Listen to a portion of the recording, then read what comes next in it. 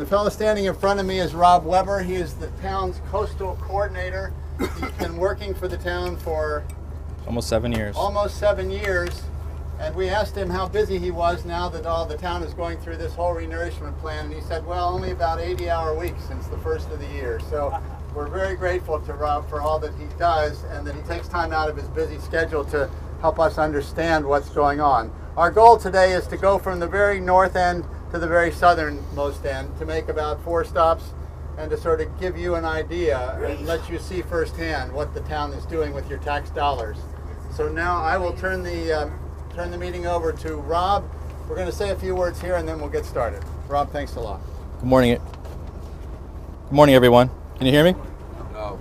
No? I'm just kidding, Rob. You gotta kind of speak up. Yeah. Can you hear me? All right. Hey, sorry about that. Rob, hold it down low. Down low. All right, I'll hold it low. Good morning. My name is Rob Weber. I'm the town's coastal coordinator, and I have been here for just under 7 years. And before that, I worked for a coastal consultant for about 10 years prior to that. My background is in civil engineering, but I have quite a bit of knowledge about the coastal engineering industry, being a part of it for more than, well, now it's almost 17 years. Just to give you a little bit of history on where this coastal program is, the first stop that we're doing we're just going to talk about is the Midtown Beach, and this project is under construction right now. Where we're going to be going for the first stop is a completed section of the nourishment project, but where we are today is a section that will be completed between now and May 1st. The condition of the beaches that you see today are in a need of renourishment. We renourish our beaches about every 8 years. There's a life cycle to these beach nourishment projects. When you put the sand on the beach, it doesn't last forever. Just like when you paint your house, you have to repaint it every so many years. So here we are at Midtown. The last time that we did a full nourishment was in 2006. So 8 years later, and we're in 2014. Our plan was to construct it last year. We did intend to construct it last year, but the bids came in very, very high, and we ultimately delayed it by 1 year. So that's where we are now, is 1 year after we should have constructed it in 2014. So despite the fact that we're 9 years after the last renourishment of Midtown, the beaches are in really good shape. They're obviously a lower elevation of the berm, and the width of the beach is somewhat narrow. But that's also indicative of the season. You know, when we have the winter weather, it's a higher seas, and we tend to have the beaches lower in elevation and get a little narrower. In the summertime, we start to have the more gentle waves that lap onto the beach, that brings the sand from the sandbar back onto the beach and makes the beaches wider and gains in elevation.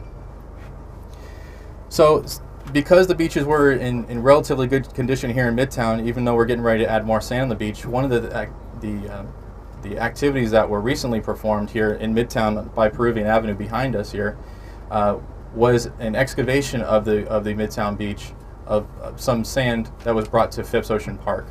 And I'm going to get into some more detail about how we've come to our program and the different efforts within that. But one of the ways that we're able to go through our program is to efficiently use sand in specific locations so that we can manage the beaches in a better way with a limited amount of sand that we have both in our system and available for renourishment. The north end of our projects tend to erode faster, and that's because the net movement of sand is from north to south. Today the conditions are pretty much coming directly from the east, the wind. But normally we have in the wintertime, we have these nor'easters that really affect our shoreline and pushes the sand from the wind and waves coming from the northeast. And because of that heavy surf that we get in the wintertime, that moves the sand from north to south. So the north side of our projects tend to erode faster than the south part of our projects, and we're going to notice that today. So what I've passed out this morning is the date on there is 2011, and in 2011, standing on this this platform here, which is above the restrooms, the Florida Governor Rick Scott had come to visit the town of Palm Beach, and the mayor and a few other elected officials and myself joined him at this location, and we passed out this same exact flyer to him at that time. And you'll notice on the flyer there on the top, that was a condition here about 200 feet north of us. That's where those pictures were taken. So in the one photograph that's angled towards the south, you'd be able to see this actual platform in the photograph. But that's the condition that we had before we started the beach nourishment program. And I'm going to go through a little bit of history when we have an opportunity to go through between our stops. But the beach nourishment program here in the town, the modern beach program that we have, started in 1995 with the first Midtown project, and we placed sand here right at Midtown in 1995. But previous to that, that was the condition that we see in the photograph. Is all we had left was a seawall, and there was a revetment that was placed. A bunch of rocks were placed at the toe of the seawall to help protect the seawall. That was done in the late 80s. But after much deliberation and much planning, we started a program in 1995, and since then we've constructed the project in 2003, which is 8 years after 1995. Now we did it again immediately in 2006, and that was a result of the hurricanes that we had in 2004 and also in 2005 from Francis, Jean, and Wilma. And then so we constructed the project in 2006 as a hurricane recovery, and then here we are today, more than 8 years later, getting ready to do the project again. So it's got about an 8-year life cycle, and this is where we are. If folks were here in the early 80s, the Thanksgiving Day storm of 1984 was really a pivotal moment for the town, and really was a gut check for us on how we're going to manage the coastal program. Before that, we've had erosion caused by storms before, and we've had a lot of erosion comes from the inlet. Okay, right. But as a result of the inlet that was constructed back in the 20s and the jetties that came in shortly thereafter, the town started with a groin program, and that was really initiated by the private residents that lived along the shoreline. And that groin program was set in place in 1935 as a result of all the groins that were constructed in the late 20s up to like 1933. The vast majority of the groins that we have in town, groins, if anybody knows what a groin is, it's those finger-like structures that stick out into the water to hold sand. They stick out into the water. That's, some people call it a jetty, but it's the more technical term would be a groin. Is the sand transfer plant working? Yes, the sand transfer plant is working. I'm hoping that we'll be able to see some sand bypassing through that when we get up to Angler Avenue. Yeah. So what we're going to do today is make 4 stops. The first stop that we're going to go to today is at Wells Road, and we're going to get off the bus and actually stay on the newly placed sand at the beach there at Wells Road. That is the northern section of the Midtown project. The current construction right now is occurring near Sunset Avenue. So if anybody wanted to go down towards Sunset and see the active work, you certainly can do that. Over the next couple of weeks, we'll see that same active part of the project coming right through here. So if you can keep your eyes out for the next couple of weeks. We're going to make it right here and head. Okay. The next stop that we're going to make after Wells Road is going to be Angler Avenue, and that is up closer to the north end of the town. It is within the Corps of Engineers disposal location for the inlet maintenance dredging that occurs. And hopefully we'll see some inlet maintenance dredging occurring as well. There is an active project that the Corps of Engineers is undertaking there. The third stop that we're going to make is at Phipps Ocean Park. And Phipps Ocean Park is the location where we just finished an interim project there. As I mentioned earlier, the north end of a project tends to erode faster than the south end of a project. And Phipps Ocean Park is at the north end of the Reach 7 project. I'm going to go through what the reaches are in a few moments. The north end of the project, since it erodes faster, when we have an opportunity to add more sand to the system, we go to those highly erosional areas such as Phipps Ocean Park, and we place additional sand like we just did. We placed 68,000 cubic yards of sand.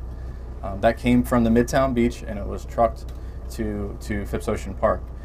What's a cubic yard? Well, if you've seen these dump trucks, I don't know if you've seen the dump trucks driving up and down, each dump truck holds about 18 cubic yards. So in total, we placed over 68,000 cubic yards. That's a lot of trucks going back and forth from Midtown to Phipps Ocean Park over the last couple months. And the intent for us over the next month or so is once the sand is placed here at Midtown, we're going to move about 42,000 cubic yards into Reach 8 south of the Lake Worth Pier. And that's also going to be done by truck. So if you can imagine how many trucks, 18 cubic yards per truck, it's going to take to get the sand to to Reach 8. And Reach 8 is going to be the last stop that we're going to make today at the 3360 condominium is the location where the sand's going to be brought onto the beach.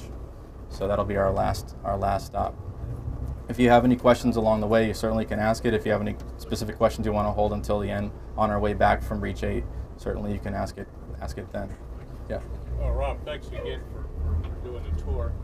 In terms of expenditures, is the transport the most expensive part of this, the actual trucking, barging, or is it the sand itself? What are the cost components on doing that? Yeah, the question I was asked is what are the components of the cost for the sand? And that is depending on where the sand is coming from. For the offshore sand, the highest cost tends to be, well, one of the biggest costs is the mobilization to physically get the dredge here. The dredge that we seen offshore, and we'll probably see when we stop here. I know that they were just pumping out, so they're probably heading back to the bar area. The cost to bring a dredge from wherever this dredge came from the northeast can be quite costly. Cell phone? Okay. And then once you pay for the mobilization cost, then you also have a unit rate, and the unit rate of sand the unit rate itself is a little less, and that's dependent on the volume of sand. For a project that's smaller in size, not 1 million cubic yards, but say 100,000 cubic yards, it ends up being more economical to just truck the sand in, to bring the sand in. And that's because you're not paying that high mobilization cost up front. You're paying to have the sand coming from an upland mine. So there the trucking costs are more because you're bringing it from, there's a mine that we've tended to use in the past in Ortona. It's in LaBelle, Florida, just on the southwest side of Lake Okeechobee. And then also there's the Stewart mine in Fort Pierce. So there's the trucking cost really is the driving factor when you're using upland sand. Offshore sand, the cost is to mobilizing a dredge. Yes. Could you explain some basics, the difference between what a groin actually does versus the dune renourishment versus, dumping more sand on the beach? How do they each affect the sand staying on the beach? Sure. What are the trade-offs? Okay, the question I was asked was, what is and hopefully I'm going to paraphrase this correctly, is what does a dune project or a beach project or the groins do overall to the program, and how do they interact with each other, and what role do each of them play? Is that accurately? Okay. Yeah, turn here at Sunrise and then bend around. Once you get towards the end of the road at Wells Road, we're going to stop and we're going to get out there. Hopefully there's an officer that will help us. The beach nourishment program that we have to take into consideration the environmental resources. We would love to just place sand from one side of the inlet to the other uniformly. But because of the environmental resources that we have, which is a big driving factor as to why so many people come to Palm Beach County, is because of the coral reefs that we have, and we need to not cause impacts to those resources. For that reason, we have limited locations where we can place sand, where we can place nourished sand. Those locations are Phipps Ocean Park and Midtown. Also, we use the inlet maintenance dredging that occurs. That is really our backbone of trying to keep the program moving forward and not causing additional impacts beyond what those that have already been caused over the last 80, 90 years of having the inlet in place. So helping to hold the line is what the inlet maintenance dredging does. So that sand is placed immediately south of the inlet, and then we got the Midtown project and the Phipps project. Those are all nourishment projects. So we can place sand into the water there. They have been previously mitigated for as far as the impacts. So that we have those three locations are where we put the majority of this sand. So it helps feed the rest of the system, because there are certain locations that we just can't place any nourishment because of the amount of resources. Now, a dune restoration is a smaller sand placement effort. It's only above the mean high water line, and it requires only a state permit, not a state and a federal permit. So dune restoration is really just placement of sand on the beach, on the dry beach. So we can do that in other locations where we can't do a nourishment project. One of them is at Sloan's Curve, and one of them is in Reach 8 because of the amount of resources currently. Now, groins, yes. Yeah, we're going to make it go around the corner here and keep heading north. Now groins don't add sand; they're a structure, and what they do is they help redistribute the existing sand in the system. They don't add sand; they don't take away sand. They just redistribute the amount of sand that we have. Rob, do you want to show them the spot here where If you can slow down here just for a moment, sir. If you see offshore right there, the floating pipe, that is where the big dredge hooks up to bring the sand from the bar area. The bar area where we're getting the sand from is 4 miles away from here, north of the inlet, just off of Singer Island. And the dredge just finished a load, and they're heading back towards the bar area to get another load, that red and white ship out there. So when they come back, which will be another 3 hours or so, and you might be able to see it when we get back to Midtown, they tie up to that floating pipe, and there is a submerged pipe that comes up onto the beach, and you might be able to turn your head and see the subline that's coming up onto the beach. That is where the subline gets on the beach, and we first went to the right, which is towards the north, and renourished that part of the beach, and now they're heading towards the south, towards the breakers. So that's why the active placement area is really just near Sunset Avenue. Is that okay? Yeah.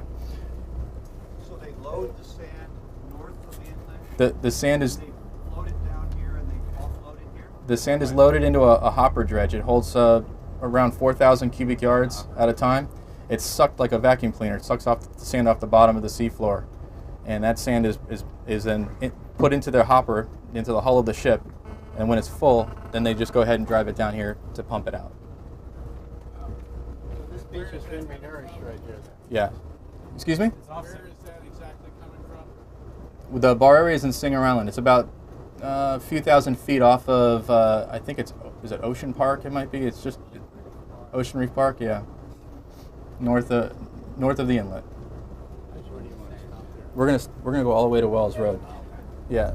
But this lets people see where. Yeah, you can go a little bit slower, but yeah. This is the nourished beach. One thing that you'll notice between this project that was constructed just now and versus the 2006 and 2003 projects, which were the only other times that we placed sand over here, is that the volume of sand placed here was a little less than we placed in 2003 and 2006, and that is because of environmental concerns are near the breakers. One of the discussions after the 2006 project was it caused some impact into the nearshore reefs, and there was consideration that we would not place sand here again. And what we had done was we tapered the project down in density, so it's not going to be as wide, but it's longer. It goes into reach 2. So we were still getting some sand a good amount of sand on the beach, but it's just not the same volume as we had before, with the understanding that we don't want to cause the impacts to the reef off of the breakers.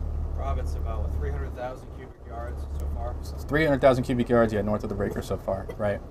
Now, what you've noticed here is that when the beach was constructed, it was about twice as wide, actually, and that's when they construct the beach. The bulldozers can only work, on the dry beach or just into the water just a little bit.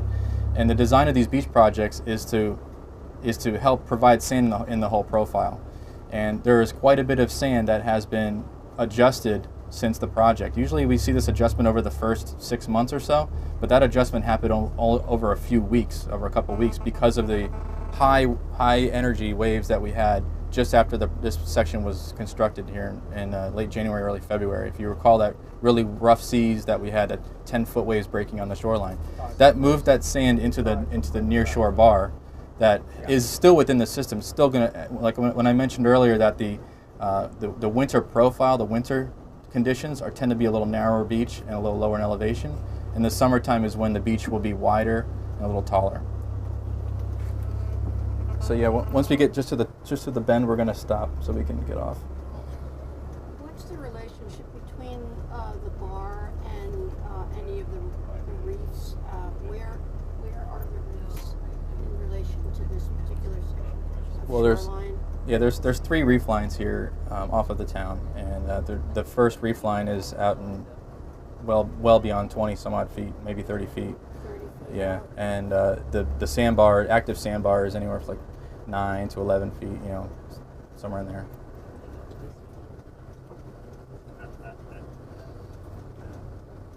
So we're going to get on right now. Yeah, we'll just get off. Yeah.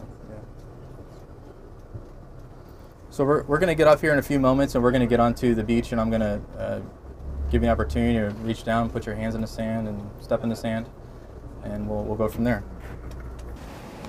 One of the first questions that was asked out here, and I want to wait so everybody could hear me, is the color along the shoreline is a little bit different than if you look offshore. And as you can look off into the distance with that red and white ship that just finished its pump out, when the sand is initially pumped onto the beach just north of us, and you could see the active placement area in the subline to our south, while they're pumping out, they use a sand and a water slurry of sand. It's a mixture of sand and water in order to get that sand off of the boat and through the pipeline and onto the beach. So that sand and water mixture gets deposited onto the beach through the pipeline, and then when there's these dikes that are built to help hold the sand in place. Now the sand's going to fall out of suspension, and it's going to stay onto the beach, and then the water is going to flow out into the ocean. And when we have these projects, you'll notice that the water is a little more cloudy right near the discharge location. And since we're not too far from it, and the wind is coming from the east, a little bit from the south, we're seeing right offshore here it's a little bit cloudier, and that's the reason why is because of the turbidity that's caused by the project. Now the turbidity monitoring is it's a big topic of concern for environmental groups and obviously the town of Palm Beach and the regulatory agencies, and we do extensive turbidity monitoring to ensure that we're not causing an impact to the environment. And this the turbidity that you'll see offshore here is within the tolerance for our permits, and the turbidity that we're seeing is within our mixing zone. So that's why you see that difference. If the sand that we get here on the beach is a grayer sand. It comes from the offshore bar area. Like I said, it's a few thousand feet off of Singer Island, so it's a relic, older shoreline. So it's an old sand, and you'll notice it's grayer in color. Now that color will continue to bleach over time with the sun. It hasn't seen the sun in quite some time, so you'll start to notice that it will lighten over time, and eventually will mix with the more natural sand over time. And if you're walking at Midtown Beach this morning, that sand is a mixture of offshore dredge sand. There's some upland truck sand and also some natural sand that's been moved through the area. So it's a hodgepodge of sand source at Midtown right now. But what we see from this project here is the grayer sand, and this is consistent with all offshore or major nourishment projects in Palm Beach County and really everywhere on the eastern seaboard of Florida for sure. The Boca Raton project, Delray, Ocean Ridge, Juno Beach to the north, Jupiter Carlin, all use this offshore sand. As these sand sources become depleted over time, in a few decades we're going to have to figure out where we're going to get the sand from, because sand is a limited resource, and it took us quite a bit of time to identify this bar area to be used, because the characteristics of the sand have to be compatible with the existing beach, and they also have to be of a sufficient grain size to stay on the beach and also to provide nesting habitat. So that's why we have this sand here, which has come from an offshore site. This grain size is the mean grain size is about 0.25 millimeters. When the project first got started, we can get through that, it was a little finer than that because it was the first time we'd used a new bar area. Where they're placing the sand right now, right at sunset, is very coarse material. It's probably upwards of 0.3 millimeters. So there is definitely a good coarseness to the material and a good shell fraction as well. What holds better, smaller or larger?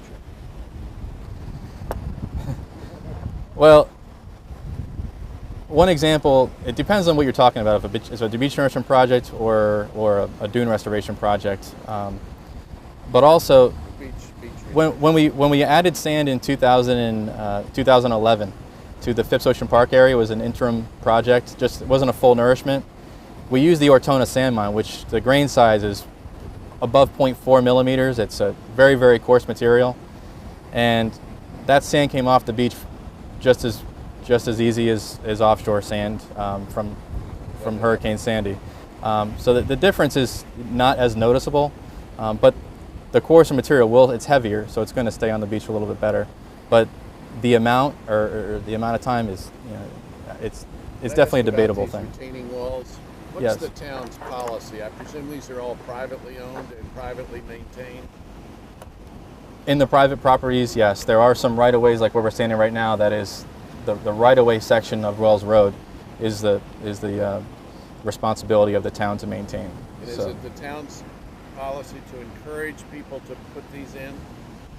Well, these walls were installed many years ago. Right, but there's still some areas that don't have them, and I'm wondering what the town's view on that is. Well, certainly, you know, the town is willing to assist anybody with helping to provide additional storm protection. These walls that were constructed, a lot of them back in the 30s, with the groin and seawall plan, a lot of them are in need of some additional care at this point as we're moving through a groin rehabilitation program.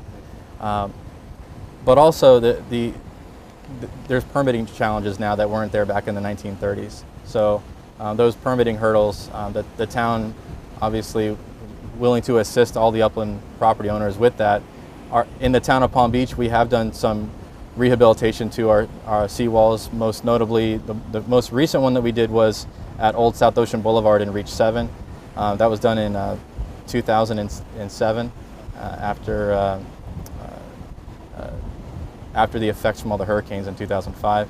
And the upcoming project that we have is at North Ocean Boulevard seawall. When we get back on the bus and head to the north, we're going to drive by the North Ocean Boulevard seawall. It's going to be replaced, and that's at near the Palm Beach Country Club.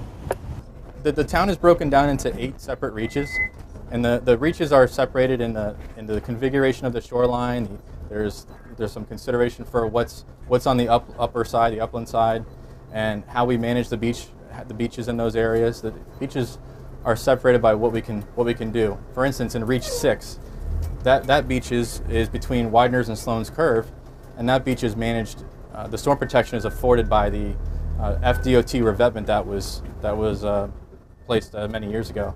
So we don't do a nourishment project there. The sand we don't need to place additional sand in that area because the storm protection is already afforded by that revetment. So where we just were standing was in Reach 3, and the Midtown project includes all of Reach 3 and all of Reach 4, and now actually extends a little bit into Reach 2. The Reach 2, Reach 3 boundary is just as we're passing El Mirasol, it's right here. So we're into Reach 2, and this current project extends to the north, and it extends north to about even with Miraflores Drive. So once we get to Miraflores Drive, you'll see that's how far north the project extended to. But Reach 2 is one of the longest reaches in the town. It is the longest reach in the town. But one of the problems is that reach is also the one that has some of the most hard bottom that we have in town. So we're limited to what type of what storm protection we can afford to these folks that live in Reach 2. And one of the ongoing pieces of work that we're doing right now is developing a groin plan to rehabilitate all the existing groins in the town. And this is going to take many years to take care of. There's over 120 groins in the town, and as I mentioned earlier, groins redistribute the existing sand in the system. So with sand coming from the sand transfer plant and coming from the inlet maintenance dredging, hopefully that sand as it moves down, we can help a small amount of that sand and hold it onto the beach and reaches too, and by redistributing that sand or holding that sand with the groins. Because of the limited amount of activities we can do in Reach 2, the focus right now, the first part of the execution plan is to rehabilitate the groins in Reach 2. There are groins that extend from Reach 2, 3, 4, 5, and 6.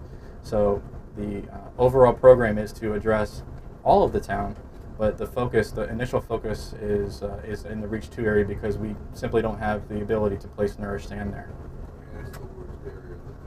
It is the worst area of the town. If you had to ask my most concerned area in the town, I would say Clark Avenue right now, and that would be because we are in need of nourishment, and we are going to be placing sand there, in the next few weeks. So that won't be the case anymore. But right now, for me, that's the most concerned area because it is a public beach, and also there is no seawall that protects the roadway immediately west. So that's why it's a concern for us, and the storm protection for Clark Beach and that roadway is afforded by the nourishment. That's why we need to keep our eyes on that and add that sand. Rob, yes. The groins are constructed mostly of steel or rock, or Well, the ones that are out there now a lot of them were constructed at various times, mostly from the 20s and 30s, and they're all different materials, from timber to steel to concrete to rubble mound. Some of them are more than one type just in that structure alone. They look almost like a medieval type device. The plan right now is to go to a more uniform approach when we restore them. It will probably be some sort of concrete cast king pile and panel, so it'll be a consistent look. That are adjustable, correct. So we're rounding up towards the Palm Beach Country Club here, and along the right-hand side of the bus when we make this next turn is the seawall that will be replaced, and that work is going to be starting in the next month. So there's going to be some road disruptions in this area. The old wall is in need of replacement. There was a revetment, a rock revetment that was installed many years ago, and that was to hold the life of this structure until we could rebuild it. The new seawall, if you could just go a little slower just through this area here. This is the wall that's going to be replaced. The new wall, you can just go slow. That's all. Yeah, you don't have to go too slow. The new wall is going to go immediately landward of this existing structure. So in this grassy area, the new wall is going to go directly behind it. And the activities, like I said, is going to start taking place in the next month or so, and that work's going to go through the summertime and into the fall. Once November 1st and sea turtle nesting season is expired, then we can do work back onto the beach again. And at that time, we're going to cut the existing wall down to the base of the sand at the elevation of the revetment that's in front of it. And that old seawall is going to serve as the toe of the new seawall. So that's going to take place this year. That's going to take quite a bit of time for us. Yes? What's the budget for this project? This project's going to cost around $6 million. Is this bondable? Excuse me? How deep does it go down? I don't have the actual elevation, the plan, but it goes down into the rock. I believe it's maybe 20 feet. I'd have to. Don't quote me on that one. It's tied in. Yeah, there is definitely tiebacks. There's quite a bit of engineering that's gone into the new wall, but the existing wall will also serve as the toe of that new wall. Rob, is this project bonded? Coral underlies the whole island, right? There is. It's a rock formation. It's called the Anastasia Formation. You'll see if you were to drive on Lake Road.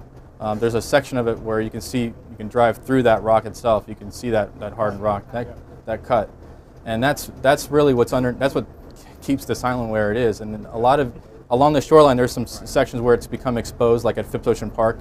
You'll notice. When we get out there, you'll notice that alongshore rock. Okay, you can keep going now.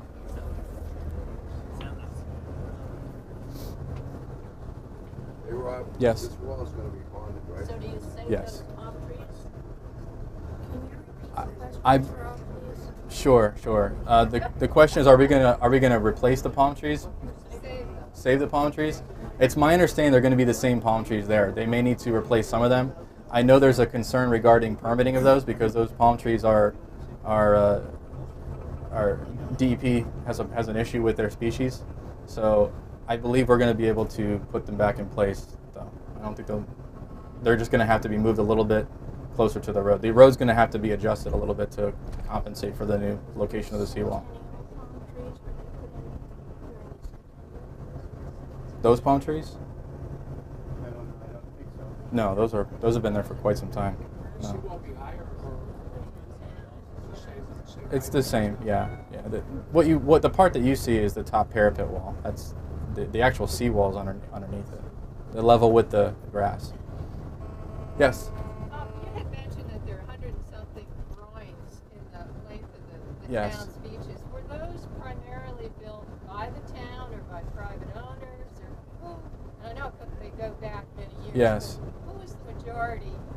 Who took the responsibility for building those? That's a good question. The question was asked, who built those groins? If we've got over 120 groins in the town, who built those? Well, the ones that are in Midtown, the town constructed those in 1995 with the Nourishment Project. But the vast majority of the groins were constructed in the 20s and 30s, and those were done mostly by private interest. The town of Palm Beach did have some involvement in that. I don't know if there was any financial cost sharing with it.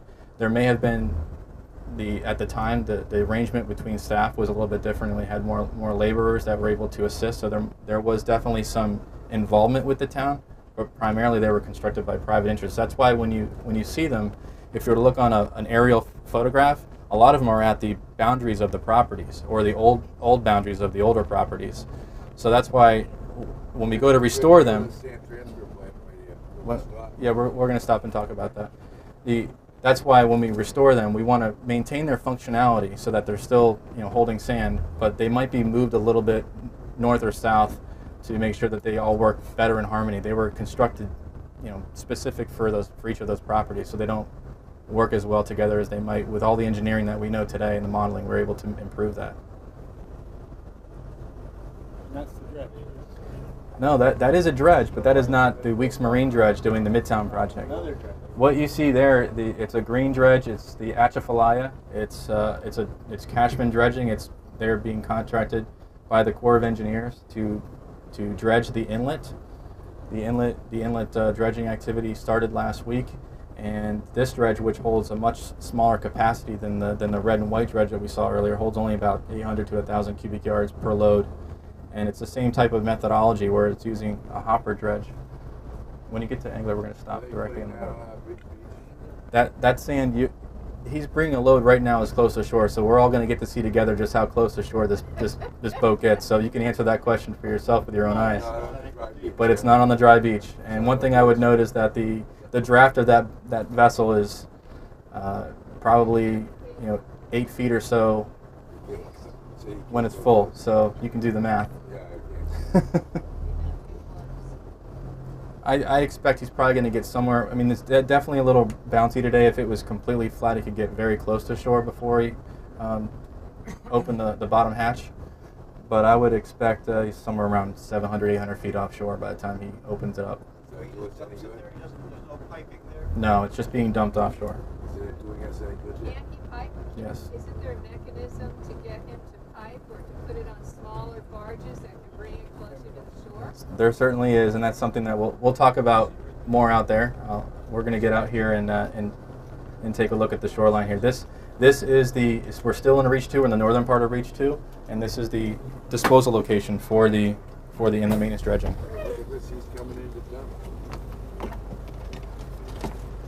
This beach is the healthiest beach in the town. Although we are in Reach 2, we are at the far north end of Reach 2. The vast majority of Reach 2, as you look to the south, dramatically decreases in elevation and width as you move to the south. And the beach to the north is the widest beach that we have in town. And the primary reason for that is because the net movement of sand is from north to south. And the movement of sand is caused by the wind and waves coming from the northeast. And because of the jetty that's off of the inlet right there, the jetty sticks out a couple thousand feet.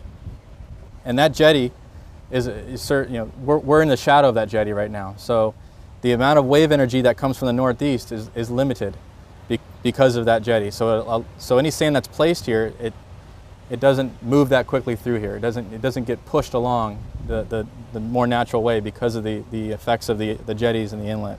You can see the dredge is getting a little closer to shore here. So hopefully we'll see how close he can get. Maybe he can do us a favor. Yeah, right. Is that what he tries to do? Drop it as close as he can? Right. Is that the idea? Excuse me? He tries to drop it as close as he can. Yeah, the way the Corps of Engineers works on their projects is they work by a least cost alternative, and this is something that the town is working with them quite a bit to try and get them to change their ways, and we're also working with the DEP to consider making adjustments to the Corps' permit to have them place the sand on the dry beach. Certainly, if it's on the dry beach, it'll provide that direct benefit of being on the beach and providing that initial storm protection. And then as it moves offshore, when we have a storm event, the sand moves offshore, and then it provides a secondary benefit as it knocks the waves down for other events. So, yes? Did you explain why there's so much sand here, so little down there? Well, the reason why is that once it's placed in this area from the inlet maintenance dredging and also the sand transfer plant bypassing, it doesn't move quickly to the south through here because the jetty itself, we're within the shadow of it. If you imagine like a 45-degree angle of sand or wind and waves coming from the northeast, it doesn't reach this part. So that's why the wind and the waves pushing. So it doesn't. it doesn't allow that wave energy to hit the shoreline and move the sand south. So what we're trying to do with the Corps of Engineers is get their disposal location stops right here at Angler Avenue. So they can work from the jetty to Angler Avenue, both on the beach and where they're working with the dredge offshore. So he can deposit that sand offshore up to Angler Avenue here. What we want to do is get them to extend that a couple thousand feet to the south. If we can get them to extend that placement area by 2,000 feet, you see where the area where we could use it, and once it's in that area, it will continue to feed the other beaches of Reach 2. Really? One of the activities that we're looking to do also is can we mechanically move it ourselves with articulated trucks, with those big dump trucks on the beach? Can we move it mechanically from here to a point south where it will better help the entire system? So that's something we're working on together. What do we have to do to make that happen? Why aren't they doing it? Why wouldn't they go south? Right now, the Corps of Engineers, they work on a least cost alternative, and as you can imagine, it's cheaper for them to just dump the sand offshore than get pipes on the beach and have that. If he dumps it down 300 yards down the beach, what's the big deal? Well, the issue there is there's hard bottom. Right where he's working right now, there's not coral reefs. You get further down into Reach 2, there's a lot of coral reefs offshore, and you simply can't deposit the sand in that location. So would you just explain what hard bottom is and why it's important? Hard bottom is a rocky formation that's exposed under the water, so that corals and sponges and algae grow on it, and it's foraging habitat for sea turtles. It's habitat for coral reefs. So it's an important element of the whole ecosystem within the shoreline. Bare, the sand won't stay there. There are certain reefs that are closer to shore that are more ephemeral. Ephemeral is that they bury themselves and they unbury. So there are some closer to shore hard bottoms that cover and uncover, and then there are some hard bottoms that are completely exposed all the time, a little further offshore. Yep. So is that why they put the groins in there years ago, then back in the 30s, because of that? So the sand The groins were put in the 30s as a response to the inlet effects that occurred in the late 20s when they opened the inlet, and then they built the jetties in the early 30s. Immediately we saw a downdrift impact as the sand was choked off coming from the north. As you can see, look how far out Singer Island sticks than the town of Palm Beach, and that's a result of the inlet. The inlet holds the sand to the inlet jetties hold the sand to the north and stop it from coming south. That's why we have a sand transfer plant that bypasses. The goal is to bypass approximately 150,000 cubic yards a year. There have been some challenges over the last couple of years because of a limited amount of sand that's in the system in Singer Island. But the goal of that sand transfer plant is to help so the condition doesn't get any worse than it already is over the many years of neglect. And that sand transfer plant's been in operation since 1958. What regulation is there? I think explain why. What government regulation or whatever stops us from covering the hard bottom? Isn't there something in the Fisheries Act or something? There's in the 70s there was quite a bit of state and federal laws that were put into place that we have to abide by nowadays. So the groins that were constructed in the 30s didn't have the regulation that we have now to protect. The ecosystem probably didn't. Right. So that you've yes. got seawalls all the way down in the Right. beach. What's the relationship between those two things? Well, some of those groins and seawalls were constructed together. They're almost like superstructures. They're like I said earlier, that the groins were constructed at the northern southern end of their properties, but some of the groins were constructed independently of the seawalls. But certainly the groins are helpful so that they hold a small amount of sand in front of the seawalls to help provide tow protection to the seawalls themselves. But the seawall would have refractive waves would tend to drive that Right, sand and back out. that's the issue, that when we have seawalls exposed, it causes scour and it causes the erosion of the beach faster. So that's why it's one of that's why it's important for us to keep some sand in front of these structures. Yeah. Have they figured out why there's not enough sand coming to Singer Island? There was a study done by Applied Technology and Management and Woods Hole Group.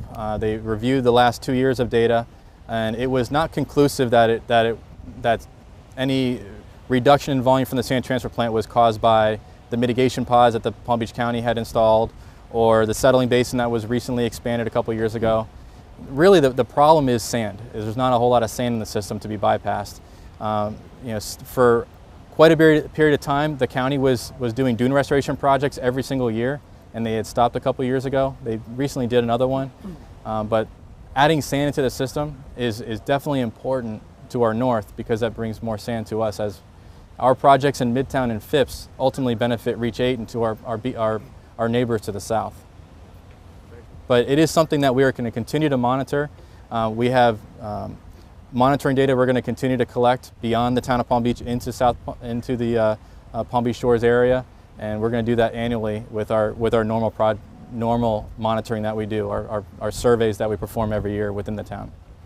At the water line right now, Yeah. at the water line right now, there's a lot of coral rocks that wash up, which I believe are a result of the last inlet dredging. Can you talk about that?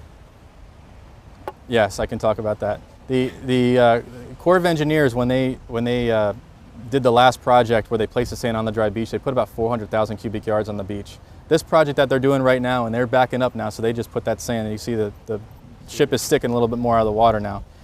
The project that was done a couple years ago placed all that material, and that additional material came from the expanded settling basin and some portions of the inlet channel that had not previously been dredged before, so that the dredging effort was to properly screen that rock, and that was a concern that the Corps of Engineers had with the contractor they had out here, and that rock wasn't entirely screened.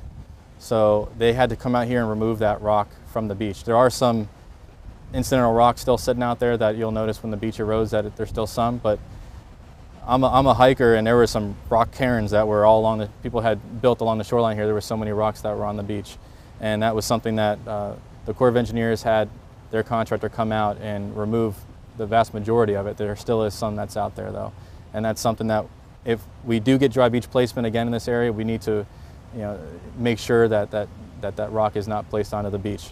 It is in the contracts with the Corps, but But the borrow areas execution is another thing. typical for the beach that we're doing now don't have. No, the bar area is completely different. As we mentioned, the bar area for our project is well offshore of Ocean Reef Park, further to the north, and where they're dredging this right now is right in the channel itself. So they're not the same. One question that was asked of me as we were getting back onto the bus was, how is this inlet maintenance dredging affecting the overall program for the port, and are they going to be able to bring bigger ships in because of it? Are they going to, are they widening the inlet with this? Are they deepening it? And that there is an inlet and deepening project that the port is considering, and that's on a longer timetable. That is something that the town continues to be engaged with the port on. Right, but the activities that are being done right now are normal inlet maintenance activities to maintain the existing permitted depth of the channel and location. So it's nothing that's new. They're not expanding the port before our eyes on this. Suppose all those east winds have caused this thing to need to be dredged. That is one of the reasons why they're doing this smaller effort right now. What they're trying to bypass here is about 70,000 cubic yards through the inlet, which is did I lose this? Hello?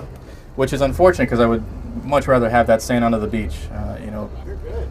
The 70,000 cubic yards on the beach would definitely do us much better than in the near shore. But the bottom line is they're planning to return back next year and perhaps place that sand on the dry beach, use it with a much larger volume project, and they're going to not just dig out the existing channel but also the expanded settling basin, which is also within the existing permits. That's not an expansion of the port. But the work that they're doing right now is, and they're digging right this minute, I'm looking at them, is right between the jetties, and it's primarily to take care of the shoaling that has occurred over the last year. So this is not the first time this year that they've been out here trying to clear out that shoaling. They actually tried to do it with a pipe they're dragging at the bottom of the channel to try and knock down the high points before they even brought a dredge out here. So they've had a hard time keeping that shoaling from occurring. So the next location that we're going to move down to is in Reach 7, is in the southern part of the town. We're going to stop at Phipps Ocean Park. Is there a location that you want to stop at Phipps Ocean Park, or do you think is there a specific spot you're new to? We have to go to the south side. Yeah, because the north side is it's still closed because of the equipment. Yeah. Okay. So the next location we're going to go is the south access for Phipps Ocean Park. It's the south parking lot. The north parking lot we've been utilizing. The contractor's been utilizing for the trucking part of the project.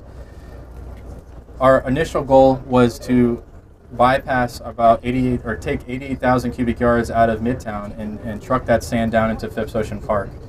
But the storms that we had in November and December, the amount of sand that was left at Midtown was a little less than what we had anticipated. So the volume of sand that we ultimately placed at Phipps Ocean Park was over 68,000 cubic yards of sand.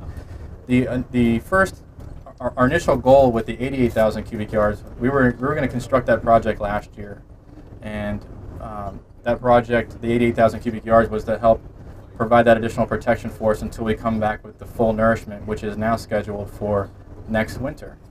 So what was initially to last for 2 years, we're going to hopefully get 1 year out of the 68,000 cubic yards. So we don't anticipate an issue with the smaller volume. And actually, when you get out there, you're going to notice how much better Phipps Ocean Park looks today than it did just a few months ago.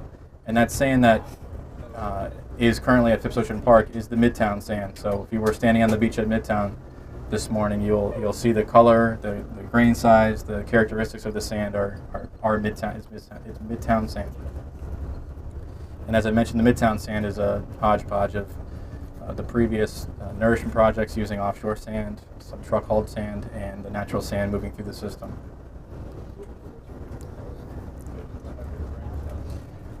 Yes?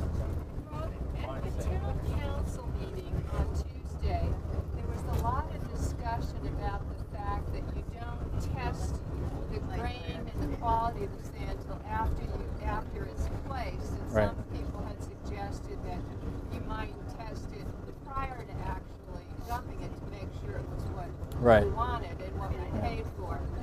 Is there some reason you don't do that? Okay, that's a good question. The question was asked about the characteristics of the sand that we're placing at Midtown and what are we doing for our quality control. Did I get that correct? Okay.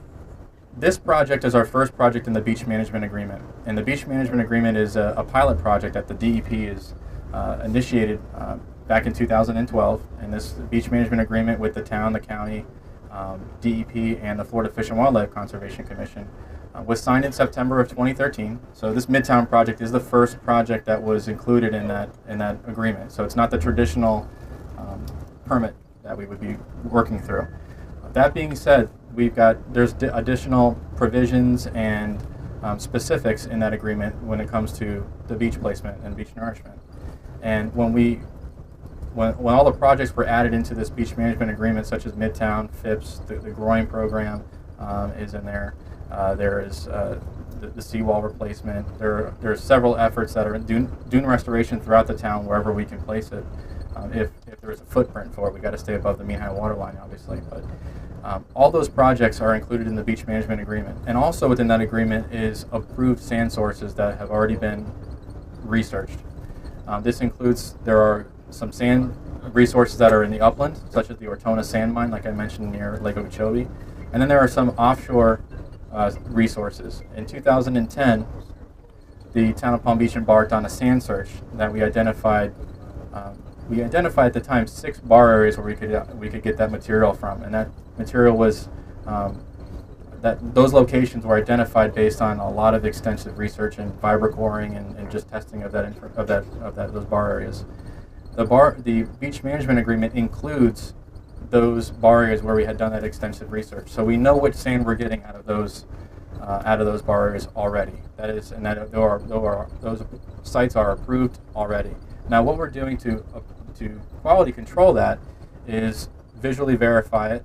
There is an on-site observer for our consultant that's overseeing the project that is out every single day, and also the contractor is out and needs to keep their eye on the characteristics of the sand. That's why there is rock boxes that are on the dredge. There are rock boxes directly at the pipe to make sure that the amount of rock that makes its way onto the beach is very much incidental. There's not a no rock policy, but there is definitely just keep as little rock as possible.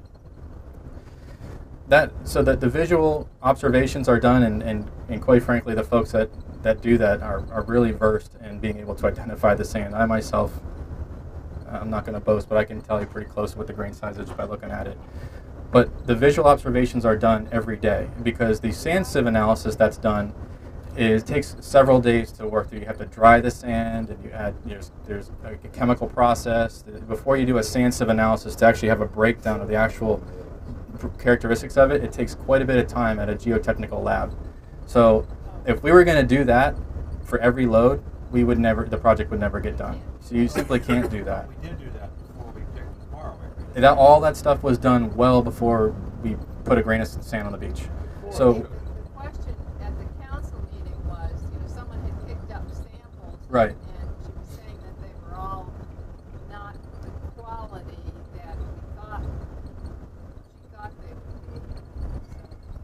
Well, there's a methodology to taking the sand samples. When we were standing on Wells Road a short while ago, if you were to reach down and look at the sand, you may have grabbed a finer sand around the surface. The sand blows around. The finer sand will blow around, on the surface. And when the sand samples are taken for compliance, they're taken below the surface, so that the sand is moved. So you're getting a more representative sample of what's on the beach.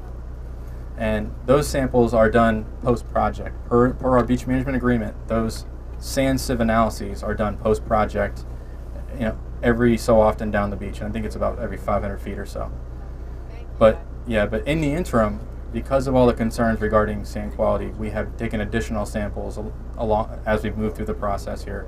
So there's a lot of eyes on the beach. The Corps of Engineers permitting folks have been on the beach. DEP has been on the beach. We've had quite a bit of, as you can imagine, a lot of folks have concerns about it. So we're out there nonstop. Since in the beginning it's been said that there was much of the sand originally was of a fine grain size. Would that, as it dried, would that sand be more likely to blow westward off of the beach, and would that create some problems for the surrounding homes and their pools or Okay. I'll address that. For the folks that came here, the question was asked. There have been some locations, and when we initially started the project, the sand that was coming out of the pipe was a little finer than what we're seeing now. The sand that's coming out now the reason being is that this is the first time we've used this bar area, and we're using a hopper dredge instead of a hydraulic or cutter head dredge. And a cutter head dredge, the pipe is directly, the pipeline for a cutter head dredge is connected directly to the shoreline. So what's coming off that dredge goes directly onto the beach. And with a cutter head, you're able to dig down into the bar area much quicker. When you've got a hopper dredge, such as we have here, and the reason that we have that dredge is because of the location of the bar area, we would have to have a pipeline run all the way from in Singer Island all the way down to the Midtown area if we were going to use a cutter head dredge. And that just isn't economically feasible. I'm not going to say it's not engineeringly feasible, because it certainly can do that. But the cost of bringing pipe that distance is quite a bit. So we use a hopper dredge. And a hopper dredge is like a vacuum cleaner. It runs along the surface of the sand. So as you take your first layer, it's going to get the top part, and you keep going back and back. It's going to get deeper and deeper into the bar area. And the way the vibrocores, the data that was shown for this bar area, the top foot or two was a finer sand, and you got into the coarser and more of the shelly hash as you get into the middle of the bar area.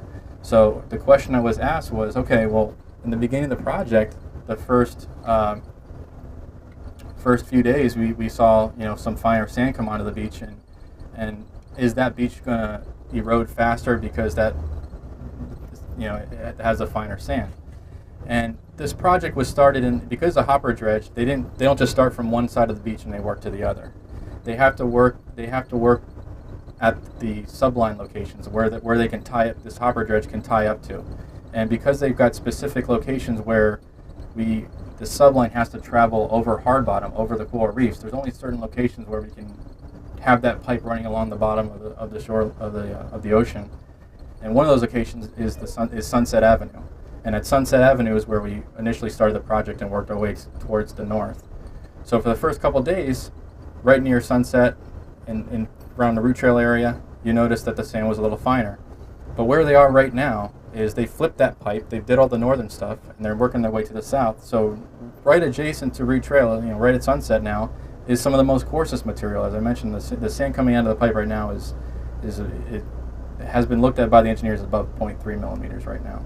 So that sand is right adjacent to the finer sand that was just placed. So because of the methodology they're using with the hopper dredge, they're not starting from one side and working their way to the other. It's already just inherently where they're working, it's mixing, and then the nature is going to be moving that sand offshore and up and down the beach. Rob, Yes.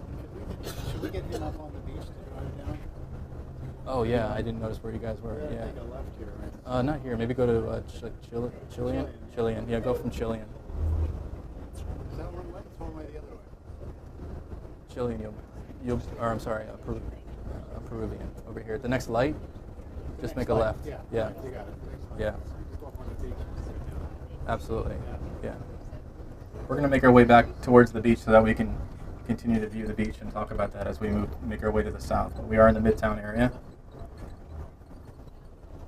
Rob, Yeah. what are your limitations during turtle nesting season, and when does it run? Okay. Good question. When is sea turtle nesting season, and what are the limits for that? Sea turtle nesting season here in Palm Beach County starts on March 1st. In other areas of the state of Florida, it starts on May 1st. So in Palm Beach, Broward, Dade, it starts on March 1st. Doesn't mean that after March 1st we have to stop all work. It just means we have to initiate specific turtle monitoring.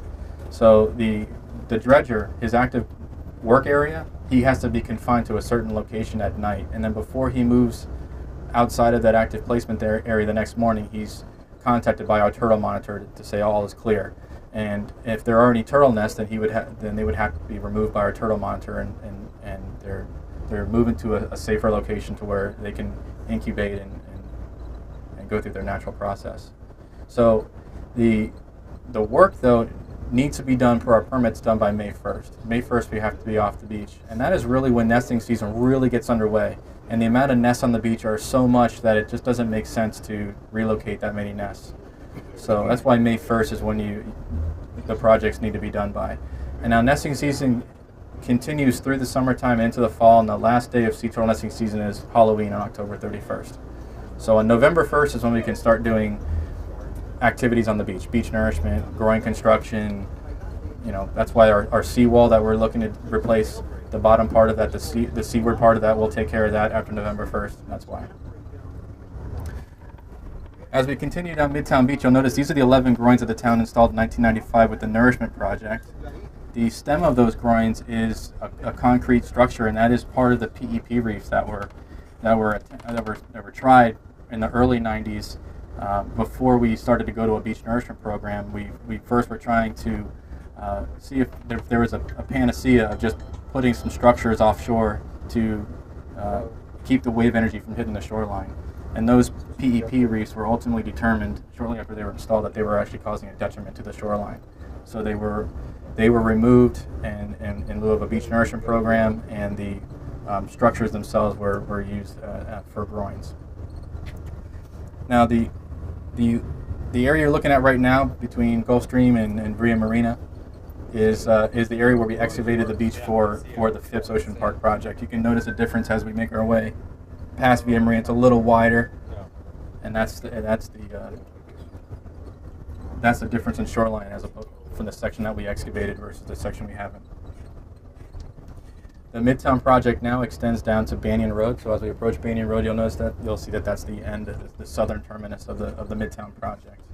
And right at the Banyan Road area is where we switch from the Reach 4 section to the Reach 5 section. And in Reach 5, we don't do any beach nourishment, not because we don't like them or something. The reason why we don't do beach nourishment there is because it's not needed. As we continue to add more sand in the Midtown beaches, that sand moves to the south and benefits the downdrift beach in Reach 5. So the successive projects that we've done in Midtown have allowed us to obviously the direct benefit of having the sand on the beach, but a secondary benefit is the sand has moved down and helped out the shore protection in Reach 5. Yeah, here's the Banyan Road. This is the end of the Midtown project. So now we're into Reach 5, and there is no nourishment here. Once we get around to Widener's Curve, that's Reach 6. As I mentioned, Reach 6 is the area where we have the DOT revetment, so the storm protection is afforded by the rock revetment. And our next stop is in Reach 7, which is on the... This beach here, yes. the turn is really wide. It is now, yeah. There was a point a couple years ago where it was very narrow, and sand has continued to move to the south from the previous Midtown projects. Look at that beach. It looks very... It makes me feel so good to see that, because it was not that way not long ago. And the good news is we're adding almost 1 million cubic yards in Midtown this year, so that sand is only going to continue to help this beach. So it's going to continue to stay in a healthy state. Yeah. Do you monitor by satellite, or what are your means of monitoring the beach? Well, we do. There's different types of monitoring that we do, and one is physical monitoring. We actually have surveyors that come out every range monument. The DEP has, the Department of Environmental Protection has range monuments that are about every 1,000 feet down the beach that we physically survey. Like I said, we have a line that we maintain both on the beach and into the water, and we have a boat that connects the line. So there's, from about the shoreline out to 40 feet or so of water, there is a transect line that is monitored every 1,000 feet, and that is the physical monitoring that we do for the project. There are some areas where we have tighter cross sections of the beach so that we can, near the inlet, and we have other concerns. That's a physical monitoring. We have aerial photography that's done twice a year. It's done in the springtime and it's done in the early fall. So we've got aerial photography that we can look at based on the seasons. As I mentioned about the seasons, how the beaches look different times of the year. And then we've got environmental monitoring that's performed, that's done with divers. And also the aerial photography is used to locate the hard bottom on the maps as well. But that's verified with folks going down diving in the water. And then there's sea turtle monitoring that we do. And then during projects we have turbidity monitoring. If we happen to get a leatherback sea turtle nest on the beach, and we've had 2 in the town so far, if we get one within 1 mile of our beach nourishment project, we have to initiate nighttime monitoring. So where we have to have a sea turtle monitor on the beach all night long. So hopefully we don't have a leatherback nest within 1 mile of our project. But the most recent one we got last week was a little more than 1 mile. So it's only a matter of time. Hopefully we can get through the project. Knock on wood. Where was it? We just passed where it was in Reach 5. Yeah. Yes, there's an additional. When the town approves a project, we include project contingencies in there. It would be handled through our contingency. The cost of that is somewhere around $1,000 a night, because we have to have 2 turtle. We have to have 2 monitors on there, on the beach, monitoring at night, and we have to have them at Midtown, and we have to have them at Reach 8 because we're intending to place sand there. So because even though we're not actively working there right now, we still have to monitor it as if we're doing the work. Yeah. So we're continuing to make our way through Reach 5 here. Yeah. So the next location that we're going to is Phipps Ocean Park. And Phipps Ocean Park was constructed with a full nourishment one time in 2006. And just like the Midtown project, they last about 8 years. And we're hopeful that we can get this project, the full nourishment, this time next year. We'll have it constructed. Similar in size to Midtown, it'll be about 1 million cubic yards. It would go from the north end of Phipps Ocean Park and extend down to the north end of Kreuzler Park, the county's park. The previous nourishment project in Phipps, or Reach 7, extended down to the Ambassador Hotel. So we're extending the project a little bit further to the south. Every time that we've done a project in the town, we have modified it, and that is based on performance, that's based on environmental concerns. We're constantly adapting to the program and to the performance of the beach. The first time we did the 1995 project, we only placed sand south of the breakers. And where we were standing there in Wells Road, that's in the northern part of the project, we didn't start that section until 2003. So we expanded the Midtown project in 2003, and we've been further expanding it this year to the north into Reach 2. And just like we've done with Midtown, we're doing the same with Phipps, extending it where it's necessary, and we're expanding that project down into the Coruscant Park area. Good question? Going back to the old hurricanes back in the late 40s and early 50s when they lost the land, they had that road going from Sloan's Curve down the Lake Road. What chance if we had a serious hurricane that had created a problem, they built all those condominiums on that side? I'm sorry, I didn't hear that. What? From Sloan's Curve, there used to be a road that ran into Lake Worth before they abandoned the road that went through. Yeah, there's still a section of it by Old Ocean Boulevard at like Trevitas. You still see a portion of that old roadway. And actually, when we walk up at Phipps Ocean Park, that old road used to go right up on the top of the dune where you'll see it went straight through. Yeah. They had a major hurricane that came that way. Did it affect those buildings that were built on that abandoned property? The vast majority of them have seawalls to be able to. I mean, we have not just the nourishment project, but we also have seawalls in the vast majority of it. While the state strategy for that area is beach nourishment, because the seawalls were in place before we started the beach nourishment program, we have the added protection of those seawalls. Rob, you want to talk about this rock revetment we're going by? Yes, the rock revetment was installed by the DOT in the. I have my information here. Give me a second. Sorry. Yeah, the DOT revetment was constructed here in 1985, and that was a result of a storm that we had, the Thanksgiving Day storm in 1984. It severed the island in this area, so where you couldn't drive where we are right now because it was eroded away. So DOT came through and built this rock revetment, which we can see to our left, and this provides the protection to the roadway, and because of this protection, it also provides. To the roadway also protects the upland property, so we don't do a beach nourishment project here. But even with that, the beach is in pretty good condition as the sand continues to move through Reach 5 into Reach 6 from Midtown. So the program that we have in place right now that council adopted in 2013 for the next 10 years is consistent with our previous efforts over the last 20 or so odd years, and that's to place about 3 million cubic yards in a 10-year period. Either either construct Midtown twice and Phipps once, or construct Phipps twice and Midtown once. So we want to try and average around 3 million cubic yards every 10 years.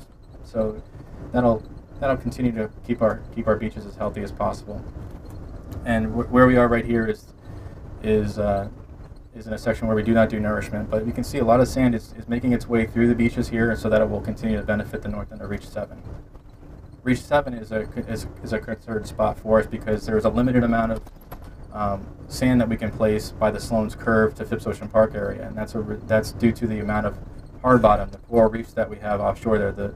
The value of that hard bottom is much higher than the value of some other hard bottom, so we simply can't bury that hard bottom.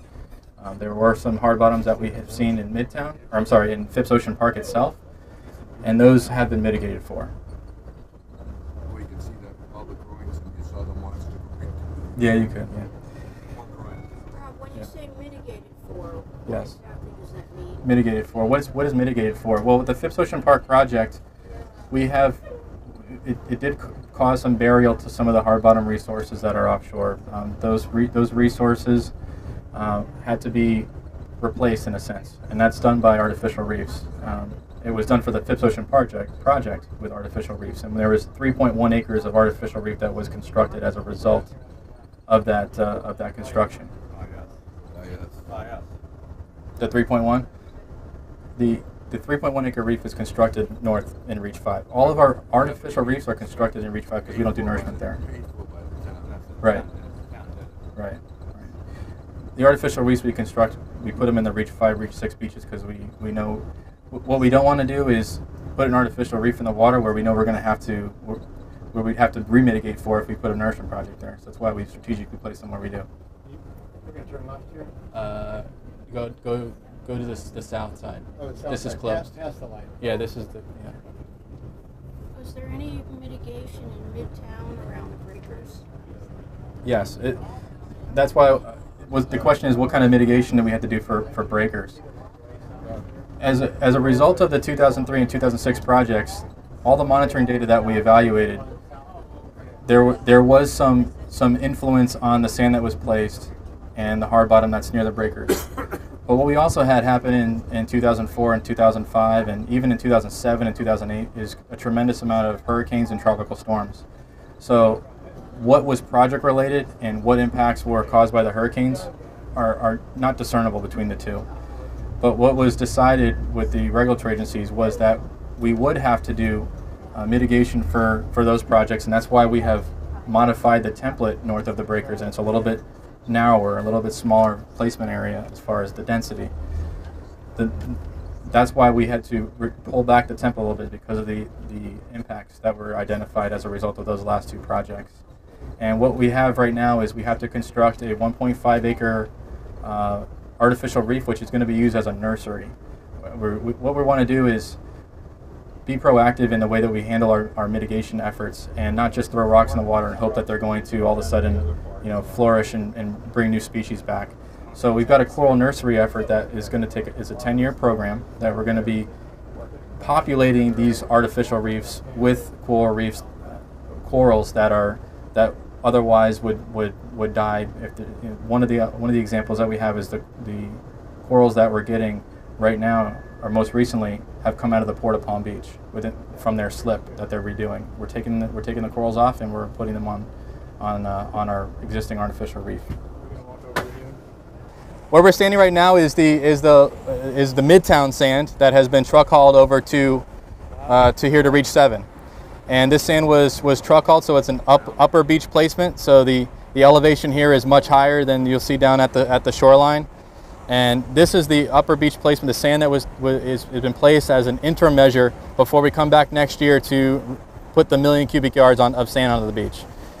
The condition of this beach about a little more than a month ago, before this project was performed, the elevation of the beach was where it is at the shoreline. It continued all the way to the staircase, and most of the staircase is now buried. So this additional sand that's here will provide that additional protection that we need to get us until we can do the full nourishment. The rocks that you'll see along the shoreline, that is a longshore rock that, when we talked earlier about the Anastasia Formation and the rock that holds our island together, that's part of it. That's an exposed section of that. And this rock that is exposed is part of what was mitigated for in 2006 as a part of the first project here at Phipps. And this rock actually, when the beach erodes, and it's an eroded state as it is right now, except for the new dune sand that we put on top here, that rock serves as a lower seawall type. It protects this beach, so it's not going to erode much beyond the existing dune because that rock's not going anywhere anytime soon. So that while we have mitigated for it, when it does expose itself, it does provide that last measure of additional protection for us. But we had placed 68,000 cubic yards from Sloan's Curve, which is up at the north part of this reach, down to the par 3 golf course. You can almost see the end of this project. So the volume of sand is where we're standing on here is that wedge of sand, and it's again was placed by trucks. So this was just removed from the Phipps Ocean Park, or the Midtown Beach, and brought over here to Phipps Ocean Park. And they brought the sand onto the beach from the north parking lot, and we just came from the south parking lot.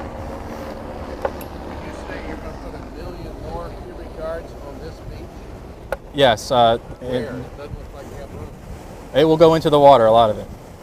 Yes. Just explain how you're going to do that from Sloan's Curve down to the pier, and how we're going to deal with the hard bottom. Right. The hard bottom that we have here, we've already mitigated for it. So when we rebury this hard bottom, we don't have to mitigate again. We've only done that once. We don't have to do it again. The project, we have a dune component that is this upper beach placement, like we just see right here, is all we can do in the Sloan's Curve area to Phipps Ocean Park.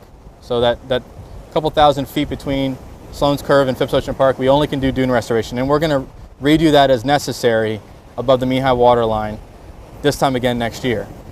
Once you get from the north end of the park, and we're going to extend all the way down to Croiser Park, we're going to be adding the nourishment sand. And quite a bit of it's going to end up in the water. We're going to rehabilitate, restore the sand here on the berm, so the berm will be raised to that same 9-foot elevation like Midtown. As you see, the elevation right now is very, very low. So we're adding quite a bit of sand back that's been moved over the years since 2006. Now, the reason that we didn't place sand all the way right now, in the interim, all the way down to Kreuzer Park, is because the beaches in the south end of Reach 7 are in quite good shape. Just as we saw a lot of that sand move from Midtown and benefit Reach 5 and benefit portions of Reach 6, the sand that we place here benefited the south end of the Reach 7 project, and as it's making its way into Reach 8. So the condition here and the north end of a project erodes much faster than the south end of the project. So that's why we, as an interim measure, came back and put some sand here until we can do the full project. So, yes? We're not going to be paying for the other approximately 22,000 cubic yards that was scheduled? No. Good question. The contract that we have with the truck hauler is being paid by the sand that they place. So because we did not place the 20,000 cubic yards, there was a cost savings that we, for the overall project. Whatever is placed here, is that going to most immediately benefit the portion of the sand that's owned by Lake Worth? And how much sand actually moves south of the Lake Worth here? Okay. To get on to Reach 8? Good question. A few questions.